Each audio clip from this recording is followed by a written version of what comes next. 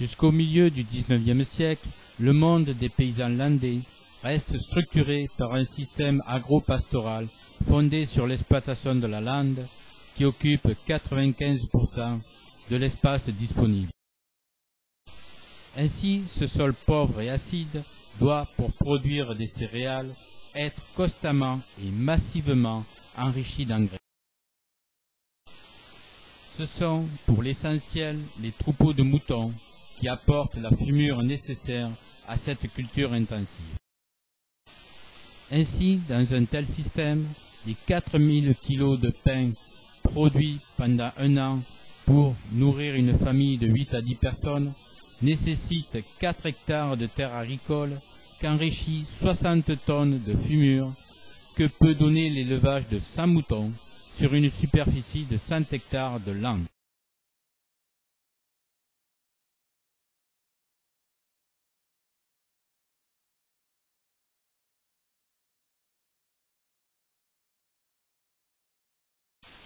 Pour pouvoir globalement fonctionner, ce système nécessite un accès libre à la lande de l'ensemble des troupeaux et des bergers qui l'envahissent dès le printemps.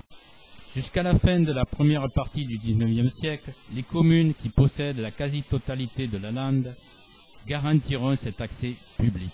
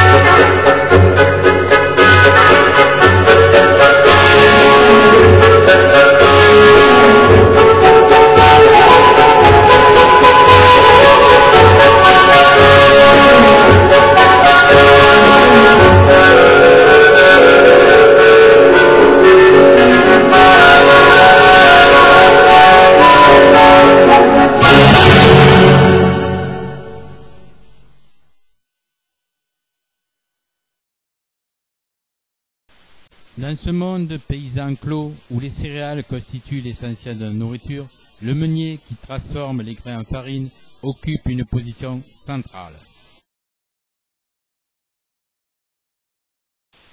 En hiver, le propriétaire qui voit dans ses animaux de trait le signe extérieur de son rang social n'hésite pas à partager son habitation avec eux.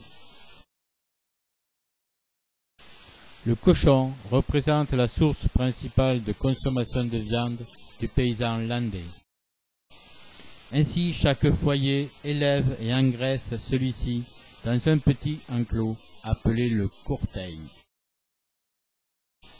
En outre, l'abattage du cochon, qui a lieu à Noël ou à Pâques, constitue un grand moment de la vie sociale du landais. Jusqu'au milieu du XIXe siècle, l'exploitation de la forêt et de la gemme des pins reste des activités d'appoint pour les familles de métayers ou de brassiers. Elles deviendront pourtant, dès la fin de ce même siècle, leur source de travail essentielle ou même exclusive. En effet, l'assainissement de la lande va permettre de substituer à l'autarcique système agro-pastoral une industrie sylvicole tournée vers le marché national ou international.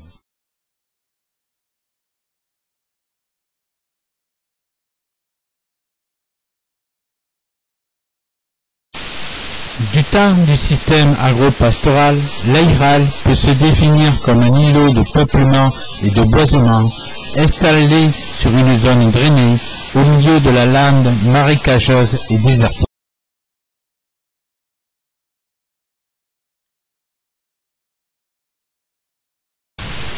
C'est une terre collective autour de laquelle s'organisent les houstos, les maisons landaises d'une communauté autonome qui généralement se compose de plusieurs familles de propriétaires, de métayers, de brassiers et de meuniers.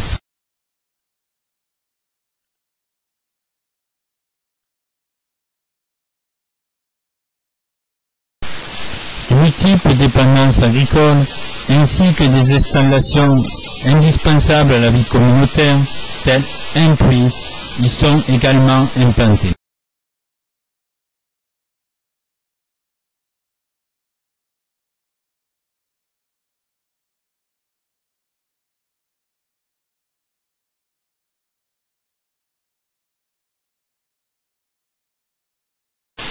Dans le rural, les hommes ainsi que leurs animaux de ferme circulent librement.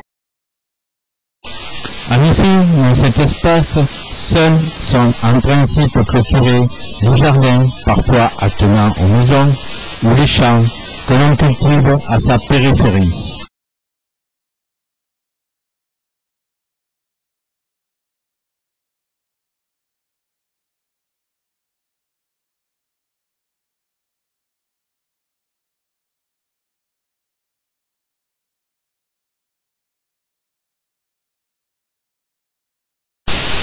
À côté des différences architecturales découlant du statut social, on retrouve dans toutes les maisons landaises traditionnelles des postantes.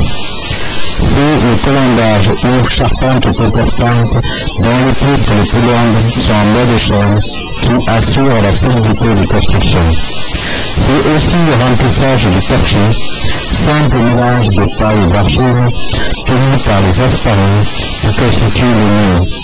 À partir du XIXe siècle, le torchis est remplacé dans certains secteurs par des briques plates et de la garluche. C'est enfin la trêve qui est étalée sur la façade comme un signe d'hospitalité.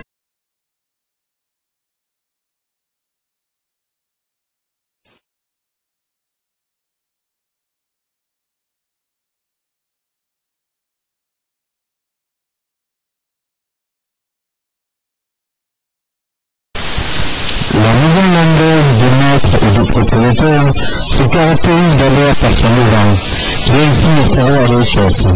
Il permet de recevoir les visiteurs sans les faire entrer dans l'espace privé, ce qui n'est pas possible pour les autres types d'habitations. Elle se distingue aussi des autres habitations par sa taille, puisqu'elle peut compter jusqu'à une dizaine de pièces, contre rarement plus de 6 pièces pour la maison du métayer et 3 à 4 pièces pour celle du brassier.